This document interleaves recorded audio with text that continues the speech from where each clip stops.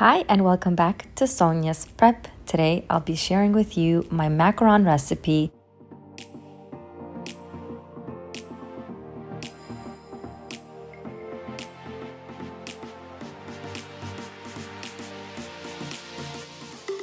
I'm going to be using very simple ingredients and using my standing mixer.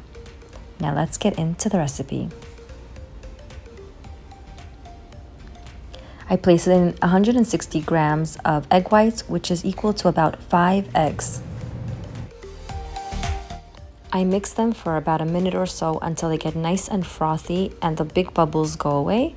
I then add in 150 grams of sugar to the egg whites very slowly.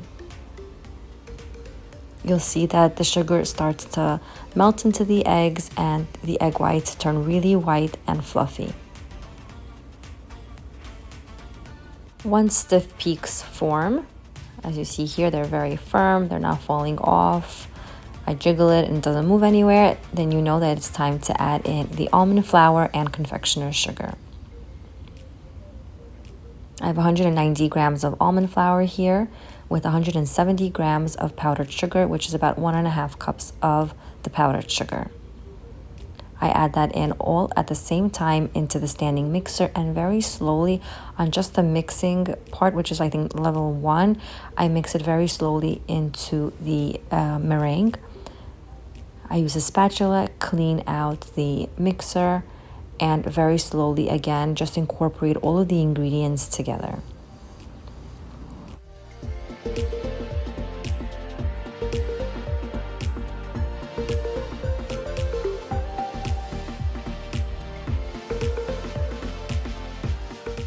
Don't forget to mix the sides of your bowls just to get everything incorporated.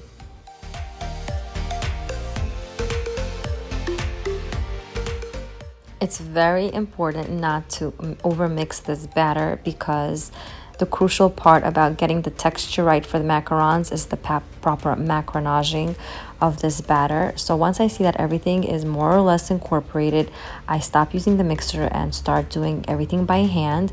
And you're looking for a cake-like batter, a very pourable cake-like batter. So at this stage right now, it's still very thick, so I know it's not ready.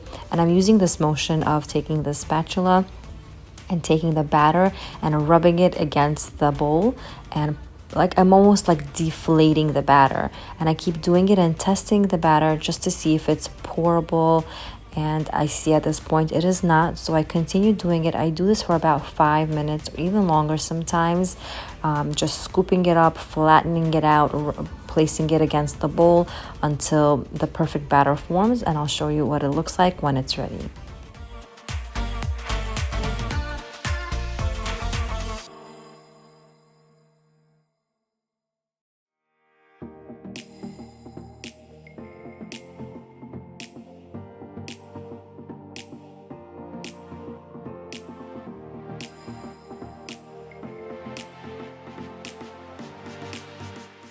One of the ways to test your batter to see if it's ready is by scooping up a bunch of the batter and then trying to make a figure 8 with it. And if the figure 8 goes and it doesn't fall apart in the middle and it doesn't just break while doing it, then you know that your batter is ready.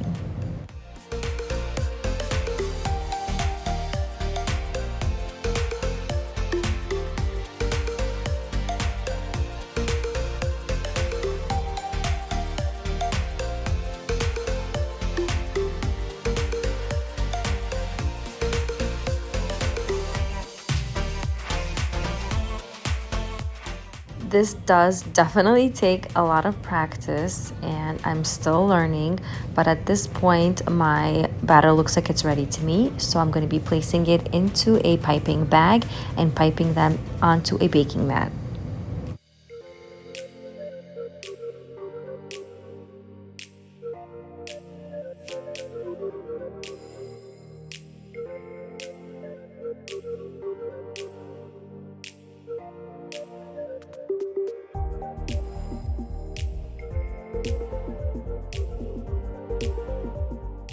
You don't necessarily need those macarons baking mats. I do use some of my, parchment paper on a regular cookie sheet. I place some of the batter onto the cookie sheet and then the parchment paper over it just so that it doesn't slip and slide while I'm trying to place the batter on it.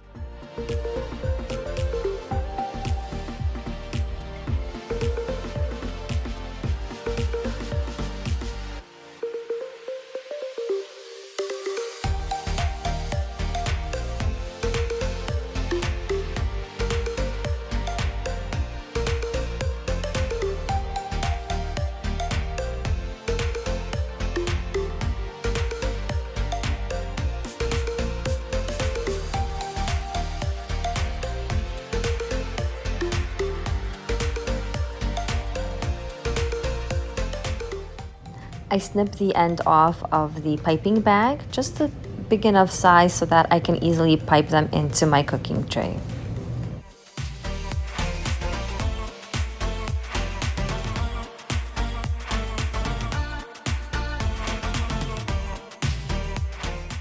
I pipe around the size of an Oreo, I would say, that much of the batter onto the cookie tray and leave a little bit of space in between each macaron just because they will expand slightly when I'm going to be tapping the tray onto the table. But definitely if you're having a difficult time with this, then those mats that are specifically designed for macarons would be a very good use to you, and I'll try to have some linked down below in the description box.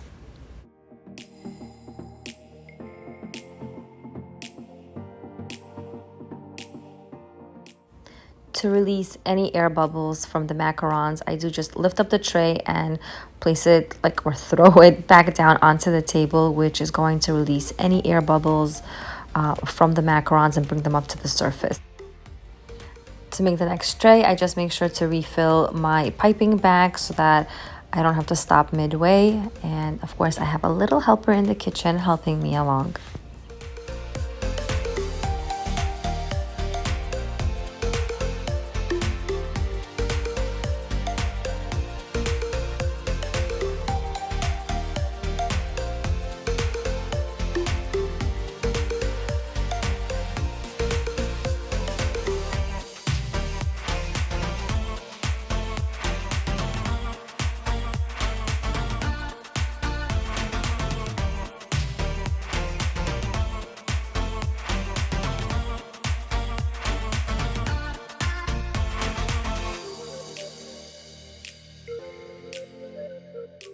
I tap the tray the same way as last time just to remove any of those air bubbles, and I use a toothpick just to pop anything that I see coming up to the surface.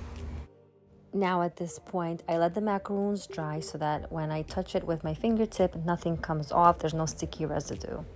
And it all depends on the humidity level. It could take anywhere from 30 minutes up to an hour. Once the macarons are fully dry, I place them into a preheated oven set at 280 degrees for 15 minutes.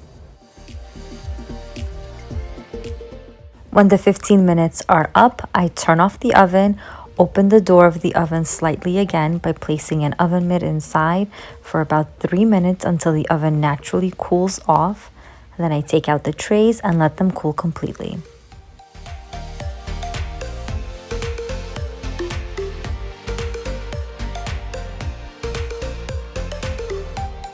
One of the ways that I'm going to be filling my macarons is by making French buttercream. So here I have half a cup of sugar and 3 tablespoons of water that I'll be bringing up to a boil.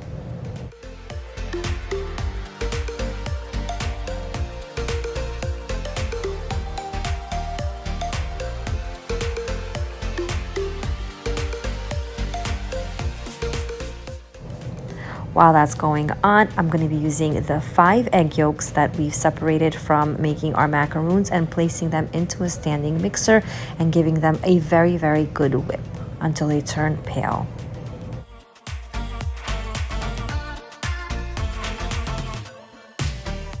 I let the sugar boil until the thermometer reads about 235 and 240 degrees. So I do recommend getting a candy thermometer or a cooking thermometer to make this step.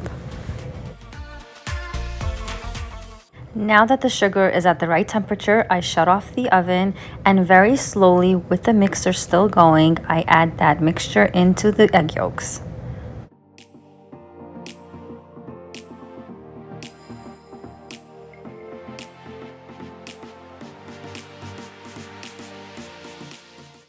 Continue whipping the egg yolks and the sugar mixture for as long as it takes for the bowl to become room temperature again. And while that's doing, I have my butter out. It's supposed to still be cold, but not straight from the fridge. It should be a little bit soft, but not warm, because if it's going to be warm, it's just going to melt completely into that mixture. So now that the bowl where I put the syrup inside is at room temperature, I add in the butter a little bit at a time.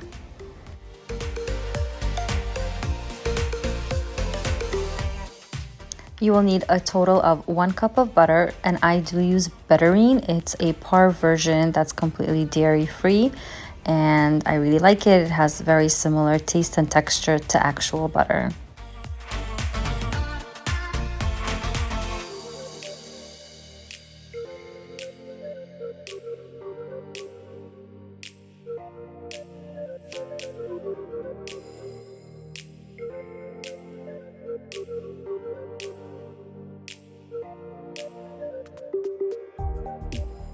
To take it up a notch, I do drizzle on some chocolate ganache over it, and to make the chocolate ganache, I do equal parts of chocolate and a parve type of milk, like almond milk or oat milk, whatever you have on hand. I melt that all together, place it in a piping bag, snip off a little bit, and drizzle that on top. Another filling that I will be filling my macarons with is Lotus, so I just take it straight out of the jar and I snip the end off of my piping bag and pipe it into the macarons.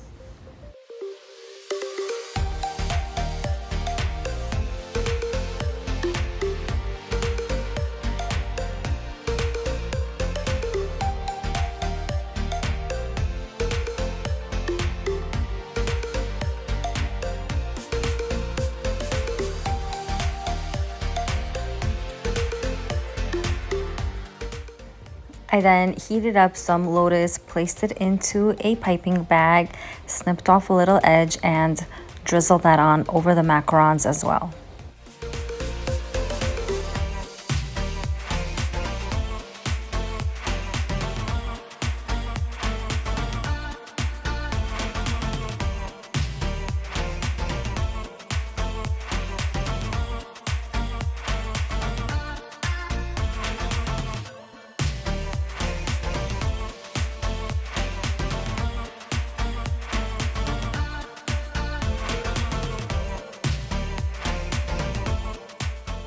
If you've ever tasted a French macaron, then you know that there is definitely a reason for the craze for these delicious and amazing cookies. If you make these amazing cookies, don't forget to tag me on Instagram. I would love to see how you decorated them and how yours came out.